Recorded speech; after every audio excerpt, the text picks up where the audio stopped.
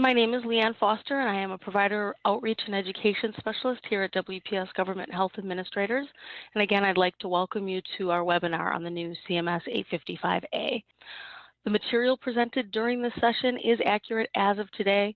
As you know, Medicare changes often, so please make sure you're always reviewing official CMS communications, including the CMS and WPS GHA website for the most up-to-date CMS rules and regulations. Any questions today will be answered with the information and regulations that are in effect today. If we do have more questions than time allows, we will be sending out a follow-up communication, including those questions and answers for anything we did not have a chance to discuss today. As I stated before, we are recording this session and it will be posted to our YouTube channel as an encore presentation for anyone who missed the session or if you'd like to listen again. However, along with that, because we are recording, photographing, screenshotting, or recording this education for profit-making purposes is prohibited. So that brings me to our agenda for today. Today, we are going to be focusing on the new CMS 855A. This includes any changes that have been made to the form and the implementation timeline. At the end of this session, you will have a greater understanding of the latest changes to the new CMS 855A application. The changes were largely made to streamline the form and make it easier for the providers to complete and be more relevant to their scenarios. So to start, I do want to call out that the changes will impact both the paper CMS 855A and the electronic version inside of our provider enrollment chain and ownership system, also known as PACOS. But you will see them more prevalent on the paper application at this time, and I'll explain why in a minute. So the first thing I want to point out is how to determine which version of the form you are leveraging if you're using that paper 855A. All CMS applications have the version and they're dated in the lower left-hand corner of every page other than the cover. So the previous version of that form was the 711 version of the form. The new version is 923. So if you are utilizing the paper CMS 855A, please make sure that the version of the form that you are utilizing is the 923 version of the form. That new version became effective on 11/22, so it's been out on CMS's website for a little bit. Again, just making sure that you're using that 923 version. So for electronic applications, as I stated, the changes will not be as visible in the electronic version. However, you can still submit the electronic version of the form. Submitting electronically, as always, is the most efficient way to go, and it's always going to be the most current version of the form, even if CMS has not updated all of the fields. They'll provide directive to the MACs of how to operate with that. PACOS will always ask for all of the relevant information. The reason you're not going to see the changes as prevalent in the PACOS system, in the electronic version of the form, is because CMS has decided to hold off on revising the 855A in PACOS until the implementation of PACOS 2.0 in 2024. Again, as I said, this does not mean you cannot submit 855A applications electronically. It's just that some of the changes may not be visible to you. Again, rest assured, you will be able to submit those applications and have them be processed. There will be a couple of circumstances which we will point out where you will need to submit maybe a little additional documentation with the 855A when submitted electronically, but it is minimal and it is more unique circumstances, and we'll talk about those when we get there. So the timeline, as I stated, CMS issued the new version of the CMS 855A, paper and electronic, on November 22nd of 2023. Since then, we have been accepting both the 711 version of the form and the 923 version of the form. As with any form, we want to make sure that we're allowing providers the opportunity for us to process any older forms that maybe came in as the new form was coming online without causing that provider burden. as of, and this has changed, it is recently changed to 12/17 versus the 12/23 that you're seeing on the slide. As of 12/17, so late last week, providers must be submitting only the 923 version of the 855A form. If you did submit any 711 versions of the 855A form last week, those are still being processed. They were still valid. However, as of 12/17, they are no longer valid. So if you were submitting applications this week, they do need to be in on that 923 version of the form. So let's talk about some of the changes. One thing I want to point out is the placement of a few of the sections. They have shifted on the new 855A. Again, this will be something that will be less visible on the electronic version because you're presented with those questions. I will point out where those have shifted on the paper application as we go through. You'll also notice some verbiage changes for clarity. For example, in most sections, the word delete has been replaced with remove. These are minor verbiage changes in most cases. They will not be the focus today. I will focus on the significant changes, such as the new sections, if there are significant verbiage changes, added questions, and things that are going to impact the overall enrollment process. So we will start with Section 1A, the basic information section. In Section 1A, you are going to notice that the provider transaction number, or PTAN information, is no longer a separate column. This used to have 3 columns. They have consolidated these to make it more streamlined. CMS also removed the need to list certain identifiers, things such as the National Provider Identifier, or NPI, or the tax ID number, or the TIN, and that Medicare identification number, or PTAN. They've removed that. These identifiers are still collected, but instead of being collected here in Section 1A, they have placed the fields in the sections that require those identifier, again, so that it's a little bit more clear, a little bit more streamlined, a little less confusing for the providers and the MACs. They've also added one new reason to this section. The reason that they've added is you are enrolling in Medicare to participate in Medicaid or another healthcare program and will not be billing Medicare. I don't expect this to necessarily be a huge reason, but it is, again, a little bit of clarity for the submission reasons when applications come in. The next section is Section 1B that did see some changes. CMS added 2 options to the section for what information is changing. So if you're submitting a change 855I, you're also asked to designate what information is changing, and they've added 2 options. You'll notice the practice location information, payment address, and medical record storage information change type has been updated. On the 923 version of the form, the address change type has gotten a little more specific, and you'll see that a little bit further down. CMS has added sections allowing providers to indicate which address they are changing. So when we get to that point, you'll be able to identify if we're changing the correspondence, the special payments address, practice location. So it'll make the purpose of that application more clear to providers and the MACs. You're also going to notice a new section for opioid treatment program personnel. That's a new section that has been added, and we'll talk about that a little bit further down in this presentation.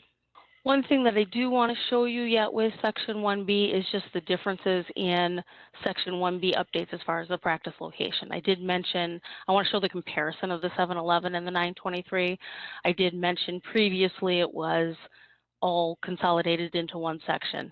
What you're seeing on the left side of your screen is an image of the new 923 paper version of the CMS 855A, which will also be in the electronic version in PACOS, where it's showing you the selections for the different sections or the different addresses that you can change. Section 2A has seen some changes as well. In Section 2A, this is where you can identify the type of provider. 3 specialties have been added to this section.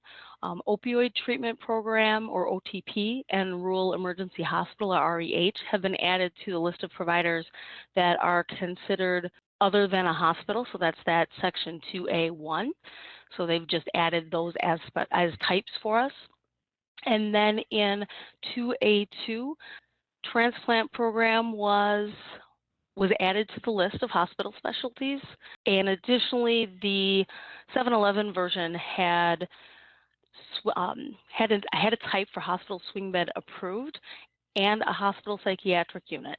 What you're going to notice is that those have been consolidated into one, which is hospital swing bed approved hospital psychiatric unit. Section 2B1, the identification information. We're going to talk about that next. First, you're going to notice visual changes and that the information has definitely been reorganized if you're looking at a 711 version or have looked at one recently. This includes the addition and removal of several fields. Earlier, I talked about the Medicare identification number and MPI information being removed from Section 1A. Here we'll see in the first section where the information that was previously collected in Section 1A is now incorporated into the section. So if you're looking under the business information, you'll see legal name, other name, tax ID, and then you'll see the new fields, Medicare identification number and NPI. Again, this is just going to make things a little bit more clear to providers and the MACs versus having it collected a couple of sections previous. They've also expanded the IRS designations. It now includes disregarded entity. And then you'll also notice business structures. They have added a section that allows for providers to identify federal and state government types for the business structure. Again, just making sure that there's a little bit more clarity in those designations to communicate better between the providers and the MACs. You're going to also notice they removed the incorporation date and state fields. Those are on the previous 711 version of the form, and those have been removed. There are changes to the license and certification question in Section 2B, and it's mostly verbiage. The intent was to add clarity to the need for the provider to only report active license and certification information. You're also going to notice that the expiration date and the renewal date information has been removed. Those licensure dates are managed differently and do not need to be reported on the application. In Section 2C, there were some minor changes to the correspondence address, including the addition of a change effective date. So if you're changing a correspondence address, we are now asking for the effective date of that change, and that will be documented in our PACOS system. Additionally, this section now includes an attention line. That's going to allow providers to designate an attention to line for any correspondence that's going to get mailed to this correspondence address. An example of that would be revalidation letters. That should, anything sent to those correspondence addresses, especially on the Part A applications, is going to obviously larger organizations. So this should help ensure that those types of letters get where they need to go. The other thing you're going to notice, it's not shown here, but Section 2D has been added. It's a medical record correspondence address. That wasn't previously on the 711 version of the form, but it is on the 923 version. And that is just an address for where medical record correspondence needs to go. CMS recognizes that that may be different than the standard correspondence address. They have added that already to the CMS 855I, adding it to the 855A, the 923 version, just brings everything in line for consistency. So next you're going to notice a lot of shifting. So they repurposed, as I said, they repurposed Section 2D as the medical records correspondence address, but that caused other sections to shift. There are no real other changes, but it did cause some sections to shift. So please make sure that you're cognizant of those section titles in both PACOS and the paper form, just to make sure that you're on the appropriate area when you're entering your information. The shifts include Section 2E. This was a common section, and it is now accreditation information. Again, no major changes, any changes other than minor verbiage to what we're asking for accreditation. It's just now in a different section. Section 2F, it was change of ownership. It has now shifted to a comments section.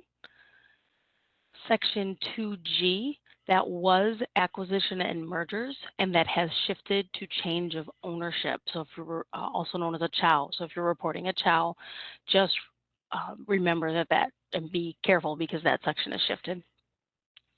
2H was consolidations, and it is now acquisitions and mergers. Really, everything just shifted down. And then the final shift is section 2I.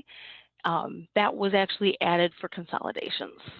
Section 3, here the change is that they have removed the resolution section. So if you looked at the bottom of section 3, you're going to see where it'll ask for, if you're reporting a final adverse action, if you answer yes, what that action was, the date, and the action taken by. Previously, on the 711 version of the form, there was a field for resolution, and that is what's been removed. All other sections remain the same here.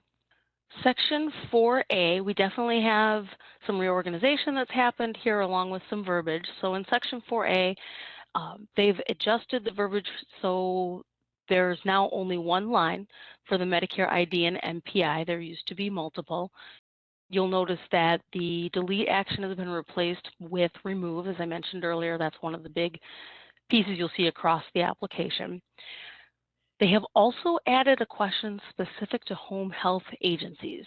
And that question, and that's the first question that's highlighted there, that bottom second question that's highlighted there. They're asking if the location listed is a branch of the HHA. And that was previously the practice location type. So that has changed a little bit. You're going to also notice that there is now a question that is asking whether or not this location is the primary location so that that can be designated on that enrollment record. That's a new question, so that is something that is needed. All right, Section 4C, and I apologize, this has been shifted a little bit. This is the medical records storage section that has been added and adjusted a little bit. There's verbiage updates. Okay, you're going to notice that we're now asking for the name of the storage facility. Okay, if you're using an outside facility.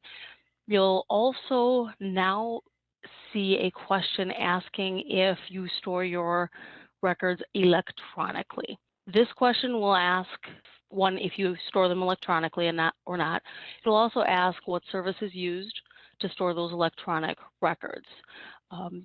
This can be a general reference, so just as an in-house software, online service, you do not need to provide us with a URL. That's not required. The description just simply has to be adequately identify the type of electronic services that are used. So I'm going to pause there and ask Tom, do we have any questions in the chat? No, we do not have any questions. All right, great, thank you. Section 5 is for organizations that have ownership or managing control of the enrolling provider. That has not changed. This section, though, has been reorganized, and again, we have verbiage changes. You're going to notice verbiage changes have happened throughout. The new form does have an added fields for telephone, fax, and email address for organizations being reported in this section. That wasn't previously asked. The roles and percentage of ownership are more prominent. That is not a new question. They've just made them a little bit more easily recognized and visual. The order has also been adjusted for the different roles, so please make sure you're looking at those headings when you're completing the form. Again, in PACO, so they should be presented to you in the order they need to be. On a paper app is where if you've previously done that, you're doing that again, you've maybe memorized that order. Those have changed. There's also a new question for all ownership and partnership roles. This question is going to ask if the organization being reported in Section 5 is itself owned by another organization. So we have the entity that's enrolling. You're reporting an organization that has ownership in that entity. We're now asking if that organization with ownership has essentially a parent company or has another organization that owns it. This was added to all ownership roles, including direct and indirect ownership, partnerships, and mortgage and security interests. Providers must provide a response to that question regardless of whether the information is in the submitted organizational chart. Okay, so just make sure that you're aware of that. CMS has also separated the other ownership and other ownership control interests. They previously were a combined section. They are now separated. And finally for 5A, a new role for chain home office has been added that was previously not part of Section 5. That has been added. And as a reminder, all applicable roles must be selected and all applicable fields completed when you're completing Section 5. This includes both a Section 5 and a Section 5B, which we'll talk about in a minute, for each entity in this section. Often when these applications come in, we will see where we'll get 5A and one 5B, and there's maybe, I shouldn't say one 5A, we might have multiple 5As and one 5B. The 5B does need to be completed for each and every organization listed in this section. And that is something that would be developed for when processing the application. Section 5B has also been completely revamped. It's going to look quite a bit different, actually. First, the IRS business designation has been relocated from Section 7D to 5B. So you're going to notice that there's more details, more questions here. So disregarded entity has been added as an IRS designation. An example of that's going to be an LLC that has one member that will be classified as a disregarded entity. Disregarded entity is going to be one that is disregarded as an entity separate from its owner. We see this a lot with 855Is when we have solo providers, not as much with 855As, but just making sure that you're understanding what that disregarded entity is. Entities in Section 5 must also identify that organization type. Like I said, they've added those, so there's more questions here. This previously was in Section 5A2. It's been moved to Section 5B, and they've added 3 new organization types. You're going to notice that they've added chain home office, as I mentioned. They have also added private equity company and real estate investment trust. And finally, in this section, CMS did incorporate the state and federal government types that were previously included as part of Section 7, very similar to back in Section 2. Section 5C is for chain home office. This actually eliminates the previous Section 7, which was on the 711 version of the form. So again, just reorganizing it. By adding that chain home office into Section 5A and the IRS designation into Section 5B, it's eliminated that need. So it's consolidated some things, so it's all in one spot. It's going to be harder for providers to forget. And one thing you will notice on the new form is that Section 7 is now marked as for future use. So it's basically an empty section now. I'm just allowing for any additional information that may need to be requested in the future. Section 6 has verbiage changes to be consistent with the changes in other sections. So for example, officer is now corporate officer, director is now corporate director. They also added fields for phone number, fax, and email for each individual in this section. And those are fields that previously weren't there. Section 10, this is a new section. It is used to collect a listing of all physicians or eligible professionals and pharmacists legally authorized to prescribe, order, or dispense controlled substances on behalf of the opioid treatment program. And back in Section 1, we talked about the new provider type, which was, the change type, which was opioid treatment personnel. This ties to that change. This is a new form. This is not something that providers have been asked for previously. This information is requested if you fill out any 855B forms. This is the information that's contained in that attachment 3. So opioid treatment programs enrolling on the 855A must complete this section as part of their enrollment process. And this is not yet in PACOS, and it will not be, as I stated, until PACOS 2.0 implementation next year. That does mean if you're enrolling, an opioid treatment program is enrolling electronically via the 855A, this is the one section that we need a paper 855A Section 10 included with that electronic submission. Right now, PACOS doesn't ask for this information at all, and it is required information in the enrollment record. So this is, again, I want to be clear, this is the one section that needs to be provided with paper sections of the CMS 855A, and they can be uploaded. If they're not included, you will receive development when processing for an opioid treatment program. those are the changes. Like I said, there's been just some revamping, some verbiage changes, some consolidation of sections, which should make that 855A simpler for you to use. Here I'm providing some resources. Tom did provide that link for the CMS 855A application. I'm also providing a link to Chapter 10, the Medicare Program Integrity Manual, Chapter 10, Section 10.2.1 does include information for completing the CMS 855A, and in that it also includes how to complete that for various provider types.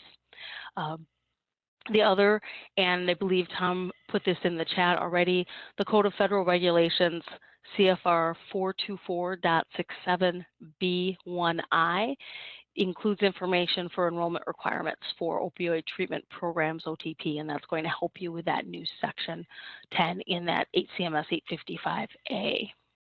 With that, I am going to check in with Tom again to see if there are any questions.